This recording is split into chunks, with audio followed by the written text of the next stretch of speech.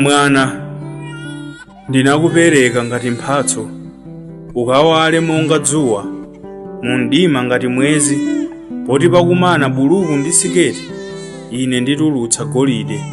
Tinatsanzikana nawe kuno kumwamba, takutumiza ngati kazembe, ukawale monga dzuwa, ukatiyimirire.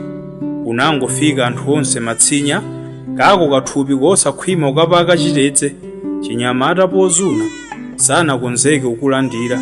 Ndi pamene ukubwerera wokanidwa ndi wamatuza, othenedwa ukadali nthaka, ine wako tate mwachisoni manja ndatambalalitsa. Idza mchifukato changa, nupate wabata mpumulo.